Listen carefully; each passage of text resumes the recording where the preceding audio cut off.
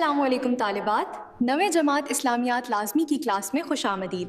آج ہم علم اور اخلاص کے ساتھ اپنے سبق کا آغاز کرتے ہیں۔ کبھی سوچا ہے کہ 1400 سال پہلے ایک پیغمبر کی کہی ہوئی باتیں، ان کے کام آج ہم تک اتنی تفصیل سے کیسے پہنچے؟ آج ہم اسی حیرت انگیز سفر کو سمجھنے کی کوشش کریں گے۔ یہ ایک ایسی کہانی ہے جو علم، لگن اور آنے والی نسلوں کے لیے پیغمبر اسلام کی تعلیمات کو محفوظ کرنے کی ایک بے مثال کوشش کی داستان ہے۔ تو ہمارا سفر کیسا ہوگا؟ سب سے پہلے تو ہم یہ جانیں گے کہ آخر حدیث کو محفوظ کرنے کی ضرورت ہی کیوں پیش آئی۔ پھر دیکھیں گے کہ پیغمبر کے قریبی ساتھیوں یعنی پہلی نسل نے اس کام کی بنیاد کیسے رکھی۔ اس کے بعد ہم دیکھیں گے کہ ان کے بعد آنے والوں نے اس کوشش کو ایک منظم شکل کیسے دی، جس کا نتیجہ حدیث کی بڑی بڑی کتابوں کی صورت میں نکلا۔ اور آخر میں ہم بات کریں گے کہ اس عظیم وراثت کی آج کے دور میں کیا اہمیت ہے۔ چلیں تو پھر شروع کرتے ہیں۔ سب سے پہلے یہ سمجھنا بہت ضروری ہے کہ اسلامی روایت میں اس پوری کوشش کی بنیاد آخر ہے کیا؟ تو سب سے بڑا سوال تو یہی ہے نا کہ ایک ایسی شخصیت جنہیں گزرے 14 صدیاں بیت چکی ہیں، ان کی زندگی کی ایک ایک تفصیل اور تعلیمات آج ہمارے پاس اتنی درستگی کے ساتھ کیسے موجود ہیں؟ یہ کوئی معمولی بات نہیں ہے، بلکہ یہ ایک شاندار تاریخی عمل ہے جس کی تہوں کو ہم آج کھولیں گے۔ اچھا، آگے بڑھنے سے پہلے یہ سمجھنا ضروری ہے کہ حدیث آخر ہے کیا؟ دیکھیں، حدیث جس کی جمع احادیث ہے، اس ریکارڈ کو کہتے ہیں جس میں پیغمبر اسلام کے اقوال یعنی جو کچھ آپ نے فرمایا، افعال یعنی جو کچھ آپ نے کیا، اور آپ کی وہ خاموش منظوریاں شامل ہیں جب آپ نے کسی کام کو اپنے سامنے ہوتا دیکھا اور منع نہیں کیا۔ قرآن کے بعد یہ رہنمائی کا دوسرا سب سے بڑا ذریعہ ہے۔ تو حدیث اتنی اہم کیوں ہیں؟ بھائی، اس کی جڑیں تو خود قرآن میں ہیں۔ یہ آیت جو ہمارے ماخذ سے لی گئی ہے بالکل واضح طور پر کہتی ہے کہ جو کچھ پیغمبر دیں اسے لے لو، اور جس چیز سے منع کریں اس سے رک جاؤ۔ اس کا سیدھا مطلب یہ ہے کہ پیغمبر کی زندگی کے نمونے پر عمل کرنا ایمان کا ایک لازمی حصہ ہے، اور ظاہر ہے اسی لیے ان کے اقوال و افعال کو محفوظ کرنا اتنا ضروری تھا۔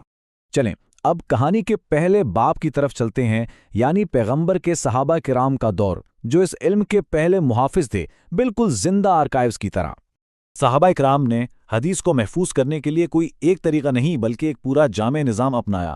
وہ اسے زبانی یاد کرتے تھے، جس سے حفظ کہتے ہیں، اسے لکھتے بھی تھے یعنی کتابت، اپنی زندگیوں میں اس پر عمل کرتے تھے، اور آپس میں بیٹھ کر اس پر بات چیت اور ایک دوسرے کو سناتے تھے یعنی مذاکرہ۔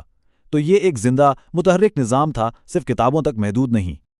اور یہ سمجھنا بہت ضروری ہے کہ یہ کوئی صرف علمی مشق نہیں تھی، نہیں، یہ ایک گہرا ذاتی عزم تھا، ایک جنون تھا۔ صحابہ پیغمبر کی زندگی کو عمل کے لیے ایک جیتا جاگتا نمونہ سمجھتے تھے۔ حضرت ابو ہریرہ جیسی شخصیات جن کی یادداشت کمال کی تھیں، اس لگن کی بہترین مثال ہیں۔ انہوں نے اپنی زندگیاں اس علم کو سینے میں محفوظ کرنے اور آگے پہنچانے کے لیے وقف کر دی تھیں۔ تو صحابہ نے بنیاد رکھی، اب وقت تھا اس کام کو ایک نئی سطح پر لے جانے کا۔ یہاں میدان میں آتی ہے اگلی نسل یعنی تابعین، جنہوں نے اس کام کو مزید منظم اور باقاعدہ شکل دی۔ یہ ٹائم لائن دیکھیں، یہ کتنی خوبصورتی سے اس پورے سفر کو بیان کرتی ہے۔ علم کا یہ دریا کیسے پیغمبر اسلام سے نکلا، پھر صحابہ تک پہنچا، ان سے اگلی نسل تابعین نے لیا، اور آخرکار تیسری صدی ہجری کے عظیم محدثین تک پہنچ کر کتابوں میں ہمیشہ کے لیے محفوظ ہو گیا۔ کیا زبردست سلسلہ ہے! یہاں کہانی میں ایک بہت بڑا موڑ آتا ہے۔ ہمارے ماخذ کے مطابق خلیفہ عمر بن عبدالعزیز نے پہلی بار سرکاری سطح پر ایک بڑے پیمانے پر حدیث کو جمع کرنے اور لکھنے کا حکم جاری کیا۔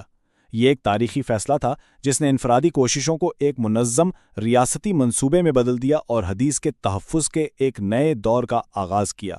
تو اتنی نسلوں کی محنت کا نتیجہ کیا نکلا؟ وہ عظیم کتابیں، وہ مجموعے جو آج بھی اسلامی علم کی دنیا میں مینار نور ہیں۔ یہ جو آپ دیکھ رہے ہیں یہ ہمارے اصل ماخذ کا ایک حصہ ہے، اور اس میں ان عظیم ہستیوں کے نام ہیں جنہوں نے اپنی زندگیاں اس کام کے لیے وقف کر دیں۔ امام بخاری، امام مسلم، امام ترمذی، یہ وہ نام ہیں جو آج بھی اسلامی علم کی دنیا میں انتہائی احترام سے لیے جاتے ہیں۔ ان کی کتابیں صدیوں کی اس محنت کا نچوڑ ہیں۔